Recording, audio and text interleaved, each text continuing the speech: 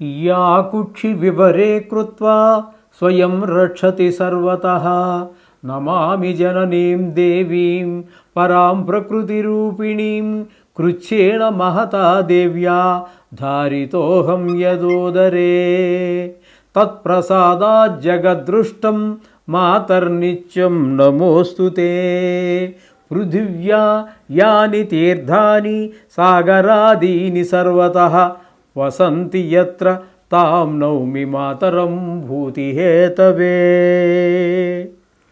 మాతృదేవో భవ. నేను మీ డాక్టర్ శ్రీధర్. నా ఫోన్ నెంబర్ 9295909819.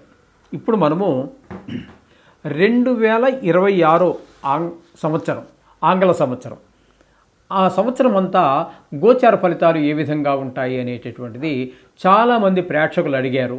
అయితే ఇది మనకి ఉగాది కాదు, మన పంచాంగం ప్రకారంగా, మన భారతీయ సంస్కృతి ప్రకారంగా ఉగాది నుంచి మరలా ఉగాది వరకు మనం చెప్పుకుంటూ ఉంటాం. అది నూతన సంవత్సరంగా.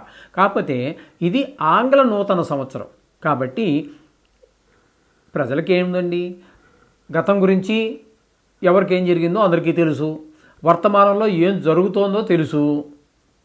ఇక భవిష్యత్తు ఎలా ఉంటుంది అనేటటువంటిదే పెద్ద ప్రశ్న, క్యూరియాసిటీ, ఒక జిజ్ఞాస, తెలుసుకోవాలి అనేటటువంటి జిజ్ఞాస ఉంటుంది.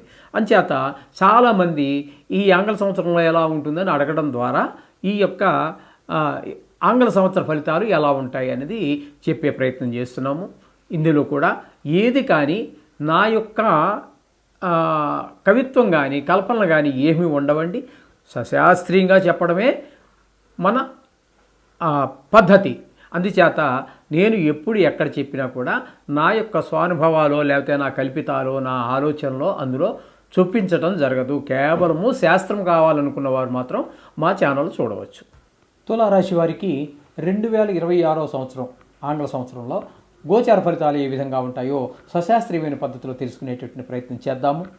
ఇక్కడ ఈ తులారాశి వారికి పంచమ స్థానంలో రాహుగ్రహ సంచారం 11 నెలల 6 రోజుల పాటు జరుగుతోంది.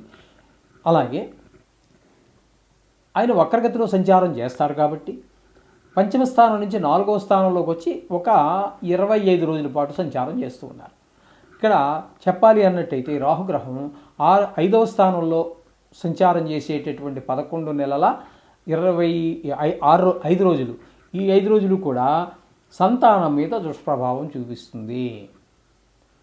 విద్య విషయంలో కావచ్చు, లేదు ఏదో ఉద్యోగం చేసుకుంటున్నాడు అనుకుందాం, పిల్లవాడు ఇంకా పెళ్లి కాలేదు, పెళ్ళి అయితే వాడి పాటికి వాడిని వదిలేయచ్చు, వాడి జాతకం అక్కడికి అది అవుతుంది. ఇక్కడ ఇంకా మీతోటే ఉన్నాడు, మీ మీద ఆధారపడే ఉన్నాడు, మీ సలహా తీసుకుంటున్నాడు. ఈ విధంగా ఉండగా అట్లాంటి వాడికి ఈ సంతానం మీద ఆ ఉద్యోగంలో డిస్టర్బెన్స్ రావటము ఇట్లాంటివి కూడా జరిగే అవకాశం ఉంటుంది. విద్య చదువుకుంటున్న వాడైతే విద్యలో అవరోధాలు ఏర్పడే అవకాశం ఉంటుంది. ఈ విధంగా ఉంటుంది. సంతానం మీద బుద్ధిబలం తగ్గుతుంది. కొంచెం చెడు స్నేహాలకు కూడా ఎక్కువ అవకాశం ఉంది సంవత్సర కాలం పాటు ఇది కాబట్టి ఆ విధంగా గమనించుకోవాలి. తదుపరి ఒక 25 రోజులు మాత్రం చతుర్థ స్థానంలో, ఈ చతుర్థ స్థానంలో ఉన్నప్పుడు విద్య విషయంలోను, భూమి విషయంలో, గృహ విషయంలో, వాహనాల విషయంలో కొన్ని ఇబ్బందులు పెడతాడు. ఈ రియల్ ఎస్టేట్ వ్యాపారాలకి ఇది 25 రోజులు అంటే డిసెంబర్ 2026 ఇప్పుడు ఈ డిసెంబర్ కాదండి, అప్పుడు కొంచెం అనుకూలమైన పరిస్థితి కాదు, ఒక నెల రోజుల పాటు. ఓకే. ఇకపోతే శని భగవానుడు 6వ స్థానంలో సంచారం చేస్తూ ఉన్నాడు. 6వ స్థానంలో శని భగవానుడు చాలా చక్కటి ఫలితాలన్నీ సంవత్సరం మొత్తం అంతా కూడా అక్కడే ఉండి మంచి సుఫలితాలు ఇస్తూ ఉన్నారు. ఆయన ఏంటంటే శని భగవానుడు ఆరోగ్యాన్ని ప్రసాదిస్తాడు ఇక్కడ మీకు. అలాగే అప్పులుంటే తీర్చేయగలుగుతారు. మీకు అప్పు కావాలంటే అప్పు పుడుతుంది. ఆ పుట్టినటువంటి అప్పు కూడా మీకు సద్వినియోగం అవుతుంది. ఏ విధంగా చూసినప్పటికీ కూడా మీకు ఆయన మంచి పేరు ప్రఖ్యాతులు వస్తాయి. ఆయన ఏ విధంగా చూసినా మొత్తమే డబ్బులకి ఇబ్బంది ఉండదు. మీరు అప్పు ఇవ్వాల్సి ఉంటే ఇచ్చేయగలుగుతారు. అప్పు కోసం ప్రయత్నిస్తే మీకు అప్పు దొరుకుతుంది. తద్వారా మీకు ఆర్థికంగా ఏ విధంగా ఇబ్బంది లేకుండా కూడా చూస్తాడు ఆయన. ఈ విధమైన ఫలితాలని శని భగవానుడు. అలాగే ఇక భాగ్యస్థానం గురువు యొక్క సంచారం తీసుకున్నట్టయితే గురువు 3 రాసుల్లో అంటే మిథున, కర్కాటక, సింహ 3 రాసుల్లో సంచారం చేస్తూ ఉన్నారు. ఆయన ఉన్నటువంటిది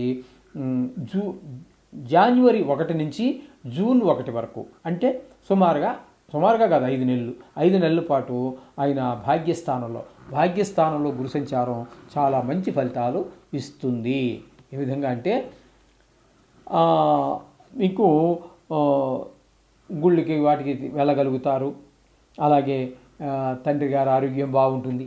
పెళ్ళి కానిటువంటి వారు ఎవరైనా ఉన్నట్టయితే వారికి పెళ్ళి కుదరటమో పెళ్ళి అవ్వటమో ఖచ్చితంగా జరిగే అవకాశం గోచార రీత్యా భాగ్యస్థానంలో గురు సంచారం ఒక సరి అయిన వివాహ సమయంగా కూడా ఉంది. ఒకవేళ వివాహం అయిపోయి ఉన్నట్టయితే వారి మధ్యన అన్యోన్య దాంపత్యం జరుగుతుంది. ఈ విధంగా భాగ్యస్థానంలో ఉన్నప్పుడు తదుపరి 5 నెలలు అయిపోయిన తర్వాత ఆయన జూన్ 1వ తారీఖు నుంచి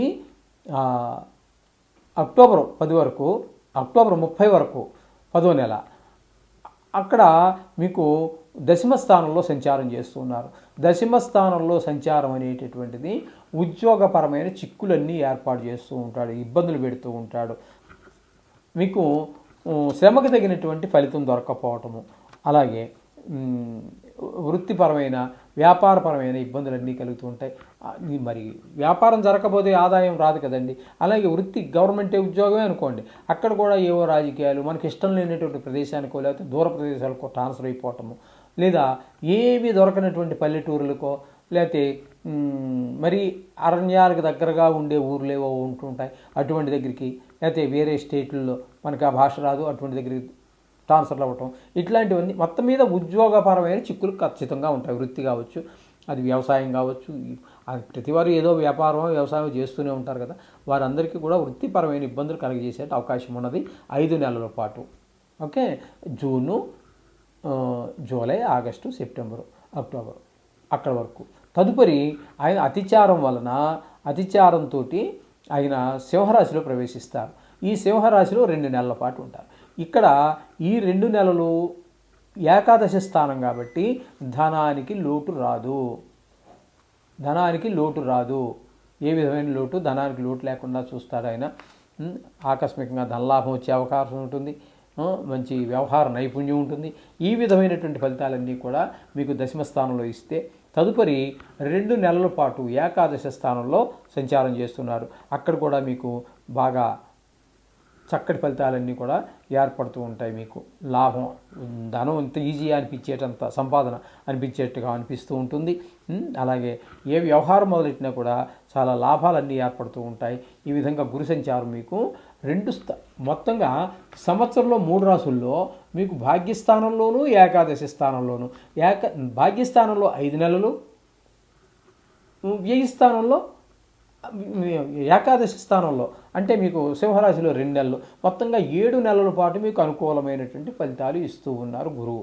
అర్థమైంది కదండి. ఇప్పుడు అలాగే ఈ ఏకాదశి స్థానంలోనే కేతుగ్రహ సంచారం కూడా జరుగుతోంది. ఈయన కూడా పోటీగా గురువుకి సమానంగా సంవత్సరం కాల పాటు ఆయన ఇంకా మీకు 2 నెలలే ఇక్కడ ఏకాదశి స్థానంలో ఉండి ఫలితాలు ఇస్తే కేతువు మీకు పూర్తిగా సంవత్సరం అంతా కూడా సరైనటువంటి ఫలితాలు, మంచి ఫలితాలన్నీ, ధనార్జన బాగుంటుంది, వ్యవహార నైపుణ్యం బాగుంటుంది, అన్ని చక్కటి ఫలితాలన్నీ కూడా కేతు కూడా ఇస్తూ ఉన్నాడు మీకు. అంటే మొత్తంగా మనం చెప్పుకోవాలి అన్నట్టయితే మీకు శని పూర్తి అనుకూలమైన ఫలితాలు ఇస్తూ ఉన్నాడు, గురువు 7 నెలల పాటు పూర్తి అనుకూలమైన ఫలితాలు ఇస్తూ ఉన్నాడు, అలాగే కేతువు పూర్తి అనుకూలమైనటువంటి ఫలితాలు ఇస్తూ ఉన్నాడు. కాబట్టి కేతువు శని పూర్తి ఫలితాలు ఇస్తున్నారు. అట్లాగే గురువు 7 నెలల పాటు మీకు అనుకూలం, అంటే మొత్తంగా మీకు పూర్తిగా ఉపయోగం అంటే లాభదాయకంగా లేనటువంటి గ్రహం రాహు ఒకటే. మిగతావన్నీ 2 పూర్తిగాను 1 పాక్షికంగాను అనుకూలమైన ఫలితాలు ఉన్నాయి. మొత్తంగా చెప్పుకోవాలన్నట్టయితే ఈ తులారాశి వారికి గోచారం చాలా బాగుంది అని చెప్పుకోవచ్చు. ఎందుకంటే మనం చెప్పుకుంటున్నవే 4 గ్రహాల గురించి కాబట్టి సంవత్సరానికి ఎంతకంటే వేరే గ్రహాలు ఇందులో ప్రసక్తి రాదు. కాబట్టి ఈ 4 గ్రహాల్లో ఒక గ్రహం సగము, ఒక గ్రహం పూర్తిగాను అనుకూలించట్లేదు, మిగతావన్నీ బాగున్నాయి. కాబట్టి ఈ తులారాశి వారికి మొత్తంగా ఈ సంవత్సరం గోచార ఫలితాలు బాగున్నాయని చెప్పుకోవచ్చు. అంటే పూర్తిగా అని చెప్పడానికి లేదు, మిగతావన్నీ ప్రతి నెల వచ్చినప్పుడు అక్కడికి మళ్ళీ ఆ చిన్న గ్రహాల ప్రభావం కూడా పడుతూ ఉంటుంది. అలాగే నెలవారీ పెట్టివి ఉంటాయి. నెల 15 రోజులు సంచారం చేసే గ్రహాలు, 2.25 రోజులు సంచారం చేసేటట్టు చంద్రగ్రహ ఫలితాలు కూడా పరిగణలోకి తీసుకోవాల్సి ఉంటుంది. ఈ విధమైనటువంటి ఫలితాలన్నీ కూడా మనం చెప్పుకోవాలంటే తులారాశి వారికి బాగున్నది.